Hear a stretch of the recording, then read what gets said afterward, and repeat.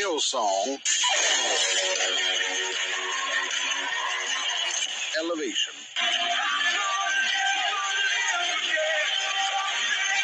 Bethel.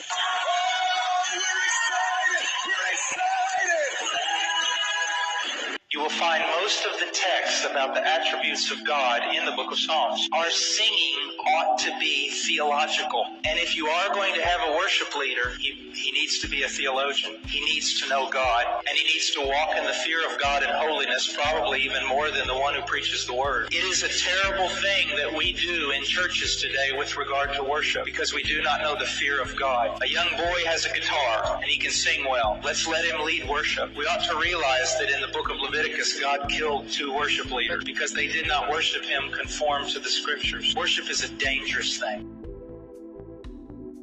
Another thing that we need to realize is this. Worship is supposed to be didactic. It is supposed to be a tool for teaching. Let me read a text to you. In Colossians 3:16, it says, "Let the word of Christ dwell in you richly." So worship springs forth out of someone who is saturated by the word of God, with all wisdom, teaching and admonishing one another with psalms and hymns and spiritual songs. So the purpose of singing in the church is first and foremost to bless God. Secondly, it is didactic, to teach those who are singing, to encourage them, admonish them, and to even be, I suppose, a witnessing tool for those who are listening that are unbelievers. This is a problem I have with much of the modern music. Not all of it, but a lot of it. They don't follow these principles. It's more about feeling. I'm going to be very honest with you, and if you get angry with me, just forgive me. I'm an American. I'm rude sometimes. Much worship in the churches today is nothing more than a celebration of flesh. It is an exercise in emotion. If you begin to feel the presence of God during the high, emphatic notes of the song, when the rhythm has been lifted up and the music is just glorious, you only feel the presence of God then. It's not the presence of God you're feeling. It's emotion. I have known people, some of the holiest people I know, that will sit down and worship. They have no music. I'm not saying this is the only way to do it. It's not. But they have no music. Someone will say, "Let's sing hymn number 52. And they'll start singing. And then another person will say, after it's over, "What about hymn 103? And they'll start worshiping. They are some of the godliest people I know on this planet who understand worship deeply. And yet I'll bring people to that church who are all about the music. And they'll go, "Boy, this is dead." Because their idea of life is not the true presence of Christ. It's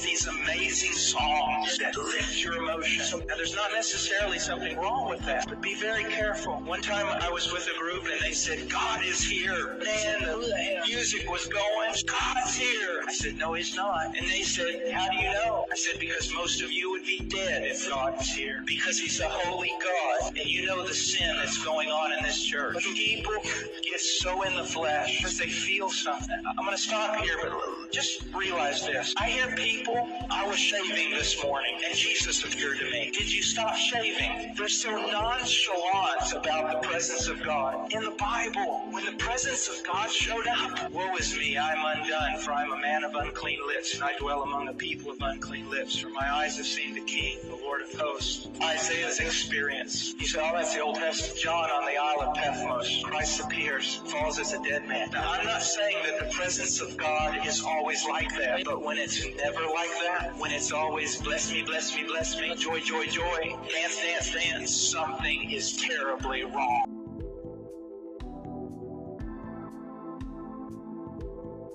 I mean, if the beat is right and the band is hot, I can sing all kind of lines and feel like I've met with God.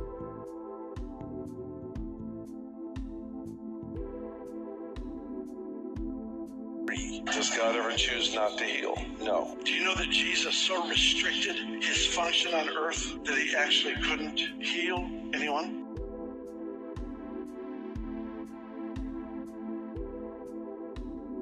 And the process of discipleship is not God changing you into something else. It's him revealing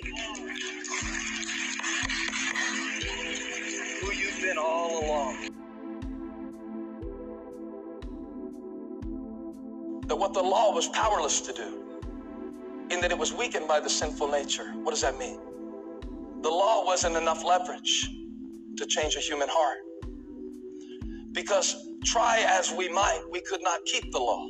And what will really turn your heart to God is not when you hear his laws, which were given for our good, by the way, but they were powerless because there wasn't enough leverage in our action to keep the law. So what God did when he sent his son, and this is why we get excited in church, and this is why tears fill our eyes when we think about Jesus, and this is why the gospel is still good news in the world today, because God broke the law for love. I said to every sinner, God broke the law for love.